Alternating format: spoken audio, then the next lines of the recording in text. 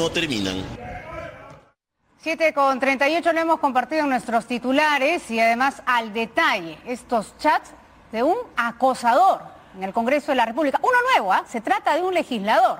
Aparentemente todavía no se ha revelado el nombre, pero algunos congresistas sabrían de quién se trata. Juan Cheput, de Peruanos por el Cambio, está con nosotros precisamente porque es uno de los primeros que oportunamente se ha pronunciado sobre esta denuncia. ¿Cómo está? Muy buenos días, Juan. Gracias por estar con nosotros. Vamos a revisar no solamente el caso, sino las primeras reacciones que usted tuvo cuando publicaba este tuit el día de ayer, luego que se conociera que este legislador, que aparentemente de momento alguien está protegiendo, le escribía a esta periodista de manera delictiva, porque ya no vamos a decir grosera, delictiva. Vamos a revisar parte de estas conversaciones, le voy a pedir a la producción que lo ponga en pantalla.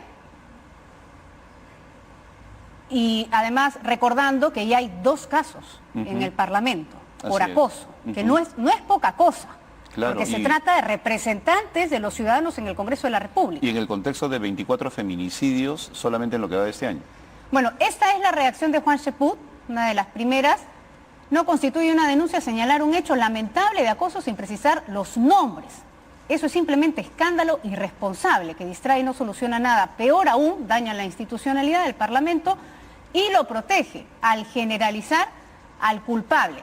Esta es la reacción. A ver si tenemos los chats también para compartirlos. Es parte de un informe que hemos presentado más temprano. No solamente, si podemos, sí, podemos tener las capturas en un ratito.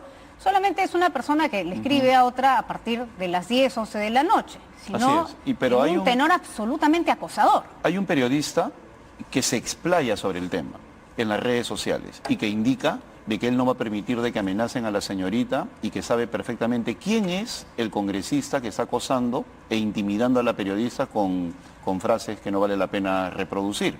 Entonces, si el periodista sabe quién es el parlamentario y quién es la congresista, él por extensión se convierte en una especie de cómplice, pues no está señalando quién es el político. Efectivamente, se conoce poco todavía de este caso debido a que la denuncia la publica un periodista. Para entender el contexto, ¿es una conversación entre un parlamentario y una periodista del Congreso? No lo sé. Todavía no se sabe si es de un parlamentario a una congresista tampoco. Puede ser una periodista connotada, puede ser una periodista que está en los pasos perdidos, puede ser una periodista de su equipo de comunicaciones, del propio parlamentario, puede ser cualquiera. Por eso, pero lo lamentable es que desde el momento que se dice hay un connotado parlamentario que está acosando a una señorita periodista. Ahí las tenemos, ahí tenemos estas conversaciones. Ella aparentemente le escribe y ella le dice hola amigo, ¿no? Y le responde, ¿no? A ver si podemos hacer la captura, Jackson, por favor, para quienes no hayan tenido la oportunidad de revisar con nosotros esta nota más temprano. Vamos a hacer la captura precisamente de esa imagen. Ahí está, ¿no? Le pregunta, ¿estás sola? ¿Ya estás en la cama? Invadiendo además de manera tan grosera. Y él le dice, suficiente, me está faltando el respeto. Pero él continúa, ¿no? Es lo que se sabe hasta el momento, pero yo voy a coincidir con usted plenamente en que sin nombre no hay denuncia. Claro, y ahí dice Eric Sánchez, de esta manera un destacado entrecomillado, congresista de la República, acosa sexualmente a una periodista. Entonces, desde el que coloca destacado, ya acota. Está limitando el universo de personas que podrían ser involucradas. Y eso afecta a un grupo de parlamentarios según lo que piense cualquier ciudadano de lo que es destacado. Yo le voy a hacer una pregunta muy directa. ¿Usted sabe de quién se trata? No, y lo diría, y lo denunciaría. O sea, si lo supiera. Por eso yo creo que esto afecta a la imagen del Parlamento, e inclusive señalé, o de repente están buscando distraer la atención de otros temas que preocupan a la ciudadanía, ¿no? Como por ejemplo los huaicos, qué sé yo, hasta eso se ha especulado. Pero no sería una sorpresa que tengamos un nuevo parlamentario acosado. No, en absoluto, por eso es necesario precisar el nombre, porque acá está afectando al Parlamento de la República. Y por otro lado, ha hecho bien el procurador en pedirle al periodista y a la parlamentaria Patricia Donaire, creo, aunque no sé si a ella se ha dirigido, que también se ha sumado a esta indignación, que precisen el nombre de quién es el que está acosando. Pues acá todo el mundo está hablando una vez más los congresistas y el que generaliza absuelve. Ahora, parece que en aras, según el periodista Sánchez, en aras de proteger a la víctima, no se quiere revelar el nombre del congresista. Ya, pero eso lo cual no tendría mucha consecuencia, ¿no? Porque si realmente se quiere proteger a la víctima, lo que hay que hacer más bien es evidenciar al acosador. Así es, y aún más. Esa es la razón por la cual abundan los feminicidios. Y cuando los especialistas van a los medios de comunicación señalan que el principal error es proteger. Y la víctima inclusive prefiere el anonimato por la vergüenza pública. Pero con eso está generando las condiciones para que se repita el evento o lo hagan con otras personas. O sea, se está haciendo todo lo contrario a lo que se recomienda. Hay propaganda inclusive del Ministerio de la Mujer que dice, ¿no? Denuncia, no te quedes callada. Y sin incluso embargo, lo puedes hacer de manera anónima a través de la línea 100. Y ha habido periodistas valientes que han asumido el compromiso inclusive de esta casa, aunque en este caso con otro periodista, de señalar, me sumo a lo que ha hecho otra colega, ¿no? De denunciar públicamente este acoso, y de esa manera no solamente identifican, sino que contribuyen a que esta persona no haga lo mismo con otra. Hemos aprendido algo de Mamani Vilela y le pregunto en el sentido de, una vez que se conozca si realmente existe la denuncia, que se conozca el nombre de este parlamentario, ¿debería ser separado, debería ser vista esta situación de manera inmediata o vamos a seguirla postergando? ¿No? Porque eso es lo que nos ha dejado la elección de ambos congresistas. No, en forma súbita, o sea, tiene que verse de inmediato para que de esa manera se convierta en una lección también. Y eso también tienen que tomar en cuenta las personas que están denunciando, los dos periodistas.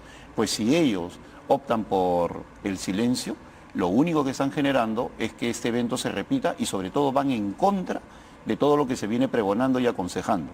Si hay algún acoso, denuncia, para que de esa manera se evidencie el daño y no se convierta en una especie de costumbre. ¿Qué tan vinculante es esta solicitud de la Procuraduría del Parlamento de pedirle al periodista que ha publicado esto en su tuit que revele el nombre del periodista? Esto, digamos, bueno, lo tiene que acatar, lo tiene que hacer de manera inmediata. Es una invocación que hace bien el Parlamento, pero lamentablemente no pertenece, el periodista no es un funcionario del Parlamento.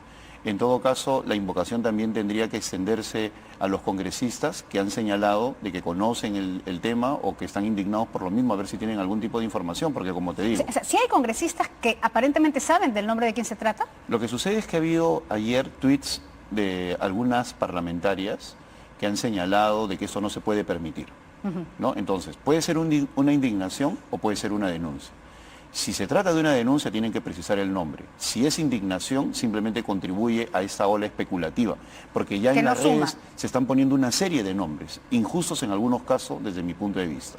Entonces, es fundamental que se precise quién es, pues de lo contrario. Entonces, es fundamental que se precise quién es, pues de lo contrario. En el anonimato, no solamente las posibilidades de que ese delito se sistematice o se vuelva a repetir con otra persona, sino de que va en contra de todo lo que se está recomendando. Y creo yo que al tratarse de un ciudadano que no pertenece al Congreso, la que tiene que intervenir es la ministra de la Mujer y el ministro del Interior. La ministra de la Mujer, porque ella es la que ha liderado todo este proceso que tiene que ver con la educación en contra del feminicidio y de los ataques a las mujeres. Y el ministro del Interior porque también tiene unidades especializadas para proteger a la mujer. Y además porque hay que ser ejemplar, ¿no? No podemos seguir contando. Mucha gente dirá, bueno, ¿qué tiene que ver el acoso con el feminicidio? El acosador es un depredador sexual.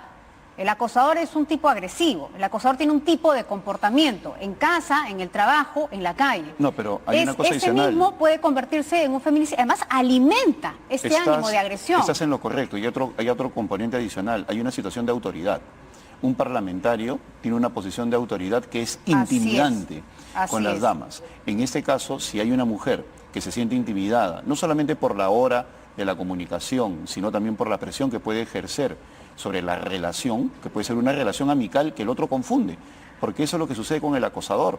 A partir de una relación caballerosa, normal... confunde porque es un agresor, Juan. Así es. O sea, no confunde porque se desorientó, ¿no? Claro. Es necesaria la precisión que acabas de hacer. O sea, él se autoengaña, cree que tiene una posición de dominio, de poder, y empieza a acosar a la señora o a la dama. Está cuestionando, y lo hace muy bien usted, en el hecho de que hay que revelar el nombre de este parlamentario acosador para que se inicie el proceso. Y la ministra de la Mujer, que hasta ahora está en silencio, seguramente porque está recopilando información, creo que tiene que tener una actitud mucho más agresiva. ¿Por qué? Porque solo en este año ya hay 23 o 22 feminicidios, ¿no? Es y no se puede una permitir. cifra trágica. Hay otros cuestionamientos también que vienen desde el Parlamento que no tiene relación con este caso y vienen de las declaraciones de Carlos Brus. Él ha dicho que cuestiona al mismo partido precisamente por no apoyar a las gestiones y por no apoyar la imagen del presidente Martín Vizcarra. No solamente se ha pronunciado en relación a eso, imaginamos que esto también es una reacción luego de la publicación de este tuit, que lo vamos a poner en pantalla. Habrá un deslinde, y esta es una publicación también de un medio de comunicación. Acá está, este es de la misma bancada, congresistas de la bancada de Peruanos por el Cambio, todavía entiendo se llama así, a favor de que el grupo legislativo deslinde del partido de Peruanos por el Cambio, ¿no? En este caso, ahí se añade además un link con la nota en el diario El Comercio. Efectivamente, hay una ya disociación, una especie de divorcio, hay una bancada oficialista que aparentemente viene a ser ya en el último tramo y en el último tránsito ya de este gobierno una bancada de oposición. No hay reconciliación. No es eso, ¿ah? Mira, están equivocados mis colegas, indiscutiblemente. Carlos Brus está equivocado. Es completamente equivocado. Aún más, él es una de las personas que ha sido más críticas a este gobierno y hay cualquier cantidad de portadas con esos señalamientos al gobierno. Y en ningún momento se le ha querido separar, en ningún momento se le ha querido cuestionar y más bien hemos tramitado todo internamente.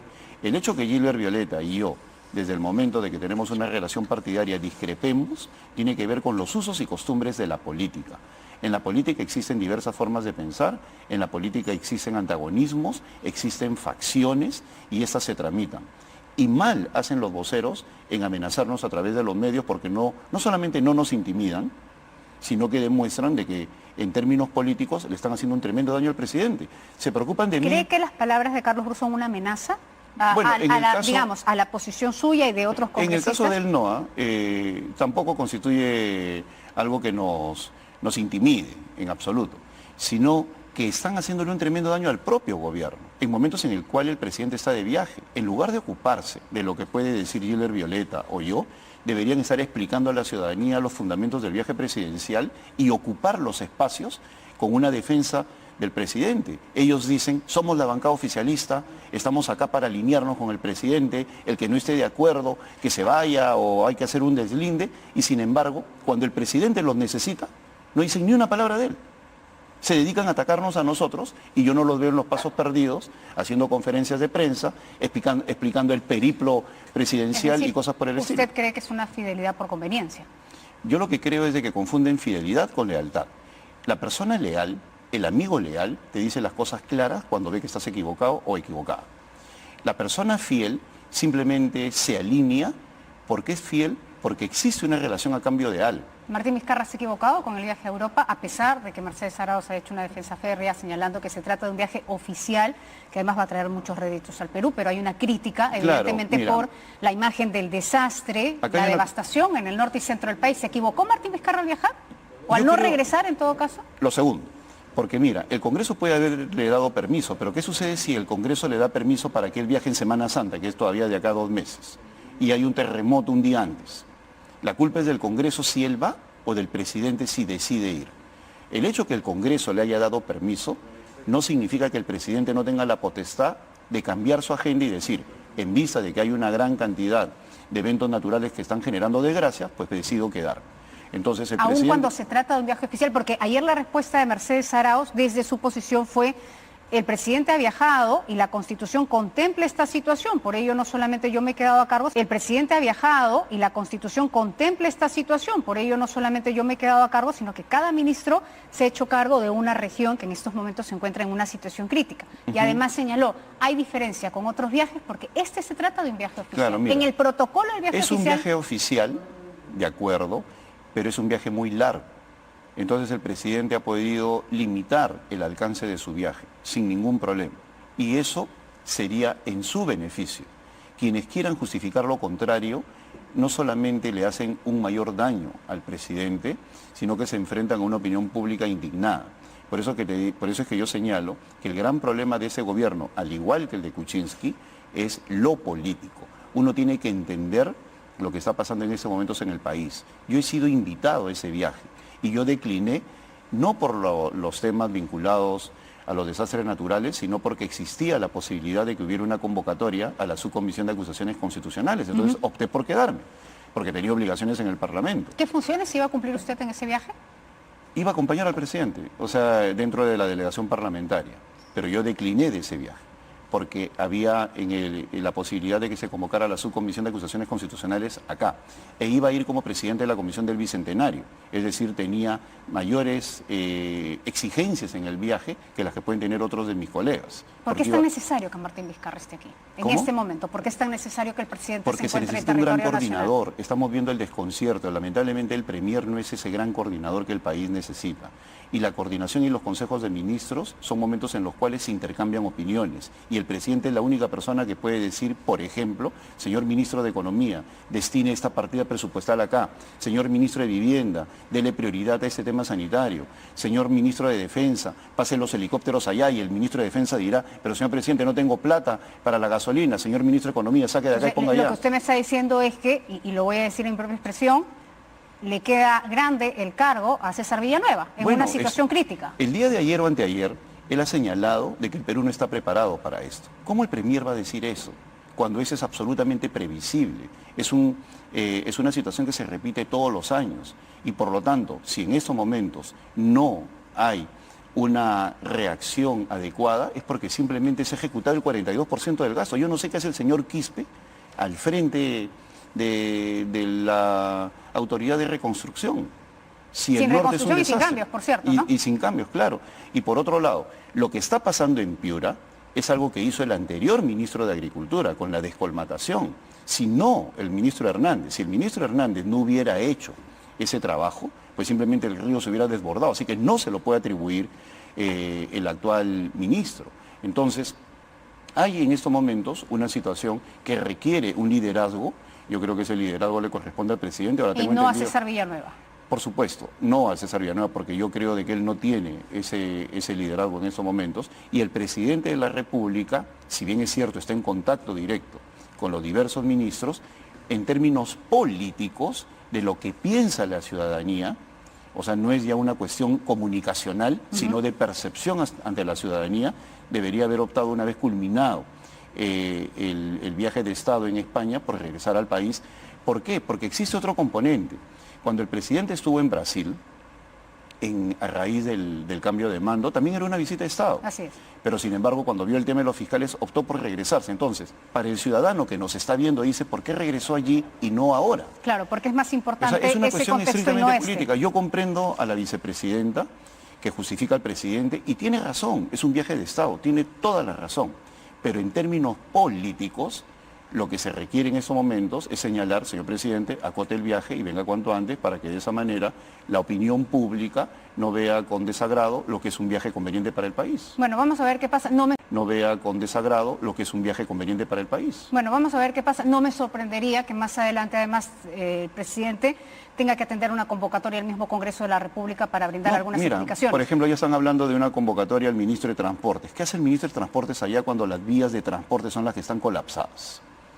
¿Qué tiene que hacer el ministro? Está bien, que se quede el presidente de la República, completamente de acuerdo con eso. Pero ¿qué hace el presidente? Señor ministro de Transportes, regrésese de inmediato, porque usted es el que tiene que ver con los puentes, los caminos, los aeropuertos, etcétera, etcétera, que están colapsando. ¿Pero está allá? Bueno, aparentemente, según usted lo ha dicho, lo que falta aquí es no solamente manejo de liderazgo, sino falta de autoridad. Recordemos que además Martín Vizcarra en su momento lideró esta campaña post el fenómeno del niño costero la reconstrucción, la supuesta reconstrucción con cambios, ¿no? Pero durante el problema, el gran líder en marzo del 2017 fue Jorge Nieto. Como ministro de Defensa se puso el problema y nosotros lo veíamos desde repartir panes, ¿no?, hasta determinar que se ponga un puente Bailey, ¿no? Y era la imagen de esa reacción de Estado, ¿no?, con un presidente Kuczynski monitoreando.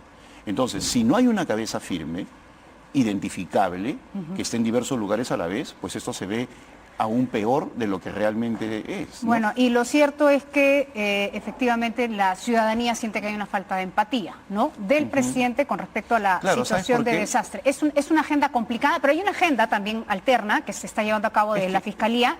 Dígame. No, discúlpame, Karina. Lo que pasa es que por eso yo señalaba hace unos días con Enrique Castillo, se necesita un Estado Mayor, porque un Estado Mayor, un grupo de parlamentarios, congresistas, le diría, señor presidente, va a ser contradictorio ver una imagen de un banquete con una imagen de personas con la cintura hasta bueno, la cintura con lodo. Eso es asesoría, ¿no? Claro, a lo que voy es y que además eso es tener pulso de lo que está pasando en la así es, ciudadanía entonces también. era lógico que los adversarios iban a salir con todo a hacer el efecto comparación. Entonces uno tiene que anticiparse y evitar ese tipo de confrontación. Dos temas importantes que se tiene que atender de la mano de la justicia. La primera es esta citación que ha hecho la Fiscalía para Lourdes Flores Nano en calidad de testigo todavía por estos supuestos aportes de Odebrecht a sus campañas, tanto para la alcaldía como para la presidencia. Son declaraciones o son testimonios que van además acaparando cada vez más y más y más a nuestros representantes políticos que hasta hace algunos años los creíamos notables, ¿verdad? Pero que vemos que todos finalmente parecen estar en la lista de los que recibieron dinero por parte de Odebrecht. Bueno, lo positivo está en que en el caso de Lourdes Flores ha dicho que va a acudir, ha señalado con exactitud, con certeza, con precisión que es el señor Horacio Canepa el que pidió y utilizó el dinero. Y la parte positiva es que luego de un inicio incierto, en el cual se limitó a decir de que no hay delito, ahora lo que se ve es una Lourdes con ganas de salir al frente e ir a la Fiscalía y ahí precisar quiénes son los que solicitaron y utilizaron el dinero. Ya, pero de aquí en adelante tenemos que aprender, porque lo que no se puede permitir más es que los candidatos o el entorno a los candidatos señale de que ellos no tenían información del financiamiento y que solo una persona se encargó de ello, pero que uno no sabía de dónde entraba ese dinero. A la pregunta que le hacía Sol Carreño, usted sabía que sus encuestas eran financiadas, que las encuestas son millonarias. Si usted no sabía de dónde venía el dinero, es inverosímil, incluso es irresponsable como cargo. Claro, lo que sucede es que lo mismo se extrapola a todos los candidatos. Por eso es que inclusive se dice el presidente Vizcarra también tenía que saber de dónde venía el dinero. Entonces, pero yo que estoy en varias campañas sé que son estructuras informales porque la ley lamentablemente está hecha así. Entonces y por eso, hay que cambiar la ley. Por supuesto, y en todas las oportunidades que hemos hablado inclusive, incluyendo yo, que es necesario que el financiamiento público de los partidos políticos se consagre en una ley, ha habido muchísima gente que ha criticado eso porque dice, ¿por qué le vamos a dar dinero a los partidos políticos? Y el argumento que yo señalaba era, cuando uno recibe dinero de un privado se convierte en rehén de ese empresario privado. Como el dinero público lo transparenta. Claro, porque ingresa a la Contraloría, indican qué has gastado, cómo lo has utilizado. Claro, pero también hay que cambiar la ley para obligar y comprometer al candidato de que sepa acerca de dónde viene ese dinero, ¿no? O sea, la respuesta del candidato no puede ser, no, yo solamente era la cara, yo solamente estaba postulando, pero no tengo idea quién financió. Yo creo que esto va a constituir una elección. Para ti. Claro, eso va a constituirse. Postulando, pero no tengo idea quién financió. Yo creo que esto va a constituir una elección. Para ti. Claro, eso va a constituirse en una elección para todos los candidatos que no solamente se van a dedicar al gasto, sino al origen del dinero. Porque eso es lo que al final te va a permitir determinar de que no existe un origen ilícito o cuestionable, ¿no? Bueno, otra atención a la justicia tendrá que hacer, por fin, imaginamos en algún momento el exfiscal de la Nación, Pedro Chávarri, se han conocido ya detalles del deslacrado de estas oficinas cuando se ingresaba y se violentaba la oficina del ex asesor Manuel Blatter, el ex asesor además del fiscal de la Nación.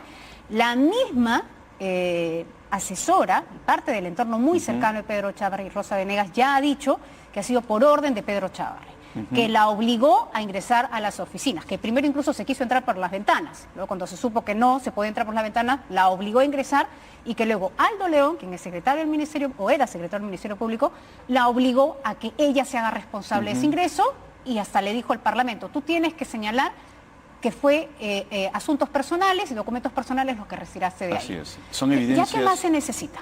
Bueno, mientras tanto, la subcomisión aún no designa el delegado precisamente para que dé esta el camino de la destitución es único y exclusivo del Congreso. Eso que quede claro, porque él es un ciudadano aforado. Es decir, está protegido en el artículo 99 de nuestra Constitución.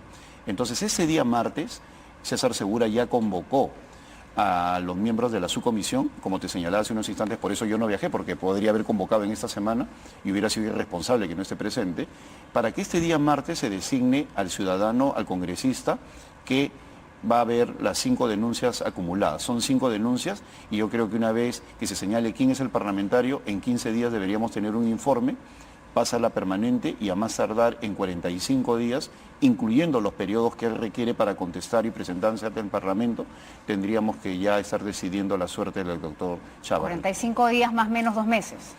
Claro, pero puede ser más acotado dependiendo de la complejidad del caso. Eso dependerá del parlamentario que recibe el encargo. Es hasta 15 días. Si el parlamentario lo hace en 5... ¿De quién depende? Eso depende de la complejidad de los casos que él asuma, de las pruebas que se requiera, de los petitorios que haga el mismo fiscal, de las dilaciones que él puede plantear. Entonces es una situación en la cual hay dos protagonistas, el parlamentario que investiga y el cuestionado, en este caso el doctor Chávarri. Bueno, ojalá sea así, tome menos de 2 meses, ¿no? Porque la verdad es que las declaraciones, los testimonios y las pruebas que lo incriminan son ya escandalosas. Pero no te olvides, Karina, que nosotros tenemos que garantizar un debido proceso. Eso sí, completamente pues de lo contrario de acuerdo. va a una corte interamericana y regresa en... y lo pueden salvar. Así es. Muy bien, bueno, muchas gracias Juan Sheput Peranos por el cambio, hablando de varios temas de coyuntura, el final de ellos, el que compromete al ex fiscal de la Nación, Pedro Chávarri. Si me confirman, por favor, desde Switcher a las 8:03 tenemos una pausa.